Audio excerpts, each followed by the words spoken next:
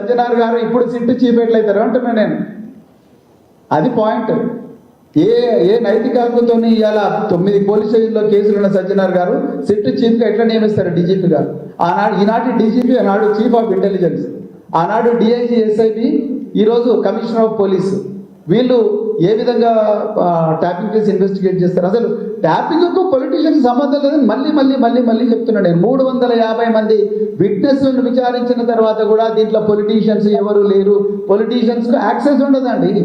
Police డిపార్ట్మెంట్లో ఉండే చాలా మంది సీనియర్ ఆఫీసర్లనే ఇంటెలిజెన్స్ గేట్ కూడా దాటినారు. సగం మందికి ఎస్ఐబి ఆఫీస్ ఎక్కడ ఉందో తెలియదు, ఇంటెలిజెన్స్లో ఎన్ని ఫ్లోర్లు ఉంటాయో తెలియదు, ఇంటెలిజెన్స్ చీఫ్ ఎక్కడ కూర్చుంటాడో తెలియదు, కౌంటర్ ఇంటెలిజెన్స్ ఎక్కడ కూర్చుంటారో తెలియదు. మేము పోలేదండి.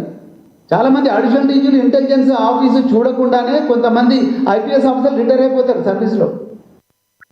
గారు ఏమంటారు? అసలు ట్యాపింగ్కి పొలిటీషియన్స్కి సంబంధమే లేదు, నెంబర్ 1. నెంబర్ 2 ఏంటంటే అసలు ఆయన మీద క్రిమినల్ కేసులు ఆయన మీద ఉన్నాయి. ఆయన ఏ రకంగా పెడతారు?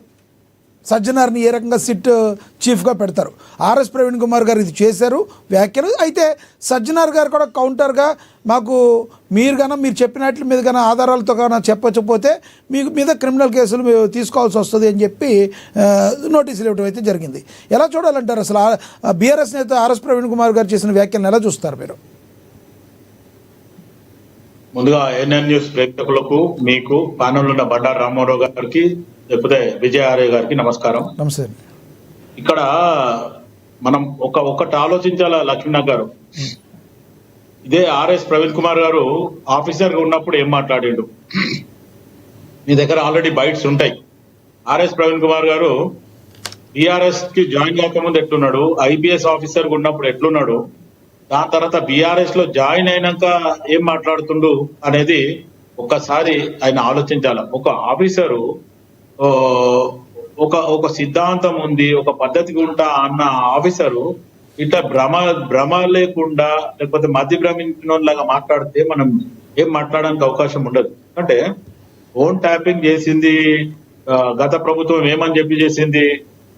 నక్సలైట్లు ఉన్నారు, లేకపోతే కొన్ని ఇన్ఫర్మేషన్స్ తీసుకోవాలి కాబట్టి తీసుకుంటామని సెంట్రల్ కి పర్మిషన్ అడిగి ఫోన్ ట్యాపింగ్ చేస్తామని చెప్పి తీసుకున్న పర్మిషన్ మొత్తానికి ఆపోజిషన్ లీడర్ల మీద, టీఆర్ఎస్ బీఆర్ఎస్ మీద ఎవరైతే మాట్లాడుతున్నారో వాళ్ళ మీద, లేకపోతే మా లాంటి వాళ్ళ మీద కూడా రోజు ఒక కాంగ్రెస్ పార్టీ అధికార ప్రతినిధిగా టీవీ లైవ్ డిబేట్లలో మాట్లాడుతున్నాం అనే రకంగా మా ఫోన్లు కూడా ట్యాప్ అయిన రోజులు ఎన్నో ఉన్నాయి.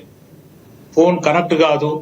రెండోది, మాకు ఫోన్ చేసిన వాళ్ళకి నీ ఫోన్ పనిచేస్తే లేదా, కనెక్ట్ అవుతా లేదా అనే రకం, లేదంటే ఫోన్ రాకముందే బీప్ రావడం, ఫోన్ ఎత్తగానే బీప్ రావడము, ఇవన్నీ కూడా చాలా మంది జరిగినాయి. నా ఒక్కొక్క గురించి నేను చెప్పడం లేదు, మొత్తానికి ఇటువంటి సంఘటనలు ఎన్నో జరిగినాయి.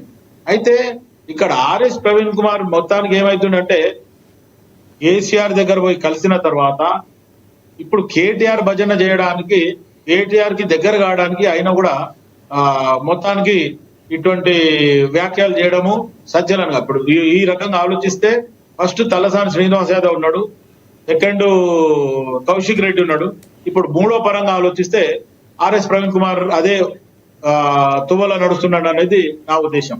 ఏమంటే వీళ్ళు కేటీఆర్ దగ్గర మెచ్చుకోవాలి అనే ఒక రకంగానే వీళ్ళు వ్యాఖ్యలు చేస్తున్నారు తప్ప ఖచ్చితంగా అక్కడ జరిగిన దాని మీద ఏంటి ఇప్పుడు వ్యాఖ్యలు చేస్తున్నారు. నేను అట్లా ఉద్దేశించి మాట్లాడలేదు, అట్లేమనుంటే నేను వ్యాఖ్యలు వెనక్కి తీసుకుంటా అంటారు. క్షమాపణ కూడా చెప్పరు. నేను అన్న మాటను వెనక్కి తీసుకుంటాను. అన్న మాట వెనక్కి ఎట్లా తీసుకుంటాడు? జీవితంలో అది జరిగే పని ఆలోచించాలి. వాళ్ళు మాట్లాడే ముందు ఏం మాట్లాడుతున్నాము, నేను చేసిన తప్పేంది, లేకపోతే నేను చేసిన వ్యాఖ్య అనేది ఒకసారి ఆలోచించాలి. ఈరోజు ఫోన్ ట్యాపింగ్ జరిగింది, మంచి వాళ్ళ ఫోన్లు ట్యాప్ అయినాయి. ఆ రకంగా ఆలోచిస్తే ఇప్పుడు ఎవరైతే ఆర్ఎస్ ప్రవీణ్ కుమార్, నేను అనుకుంటా విజయ ఆర్య గారు గురువు గారేమో, లేకపోతే ఆయన సీనియర్ ఏమో, మొత్తానికి ఆయన ఫాలోవర్ గా ఉండే ఆయన ఇంకా మంచిగా చెప్పాలి మనకు. ఎందుకంటే ఆర్ఎస్ ప్రవీణ్ కుమార్ గారు, విజయ ఆర్య గారు బీఎస్పీలో ఉన్నప్పుడు వాళ్ళు ఏం మాట్లాడినరు, తర్వాత బీఆర్ఎస్ లోకి వచ్చినాక ఏం మాట్లాడుతున్నారు అనేది ఒకసారి వాళ్ళు ఆలోచించాలి. ఎందుకంటే మామూలు వ్యక్తులు ఎవరన్నా మాట్లాడితే దాని మీద పోనీబాయి వానికి తెలియకుండా మాట్లాడుతుంటూ, లేకపోతే సబ్జెక్ట్ నాలెడ్జ్ లేదు అనుకుంటారు. నీకు సబ్జెక్ట్ నాలెడ్జ్ ఉంది, నువ్వు ఒక ఆఫీసరు, మొత్తానికి గురుకుల పాఠశాలలో నువ్వు చేసిన ఒక శ్రమ ఉంది అనేది మాకు కూడా తెలుసు. మేము కూడా దానికి అప్రిషియేట్ చేస్తాం, చేయమని కాదు, మంచిగా చెడు చెడే. కానీ ప్రక్షాళన చేయడం అదంతా కొంచెం చేయడం జరిగింది, బాగుంది. కానీ ఇక్కడ పాలిటిక్స్ వచ్చే వరకు ద్వంద్వ వైఖరితో మాట్లాడము, రెండు రకాలుగా మాటలు మాట్లాడము అనేది ఆయన హోదాకు గాని ఆయన ఉన్న విలువని ఆయననే తీసుకుంటున్నా అనేది ఆర్ఎస్ ప్రవీణ్ కుమార్ గారికి నేను స్వయాన ఇది లైవ్ లో చెప్తున్నా. ఆయన ఇటువంటి ధోరణి మార్చుకోవాలా. నీ మీద ప్రజలలో ఆయన ఎవరైతే ఉన్నారో సజ్జనార్ పైన క్రిమినల్ కేసులు ఉన్నాయని ప్రవీణ్ కుమార్ గారు చేసిన వ్యాఖ్యలు మరి నోటీసులు జారీ చేశారు. ఆర్ఎస్ ప్రవీణ్ కుమార్ తనపైన చేసిన ఆరోపణలు ఆధారాలు చూపించాలంటున్నారు. 2 రోజుల్లో ఆధారాలు ఇవ్వకపోతే క్రిమినల్ చర్యలు తప్పవంటున్నారు. మరి సజ్జనార్ గారు 100% చెప్పింది చేస్తారంటారా? మరి ఆయన ఆధారాలు చూపించగలుగుతారా, చూపించలేరంటారా? ఖచ్చితంగా సజ్జనారు ఇప్పుడు ప్రస్తుతానికి ఉన్న ఆఫీసర్ ఉన్నాడు, ఆర్ఎస్ ప్రవీణ్ కుమార్ రిటైర్డ్ అయిండు.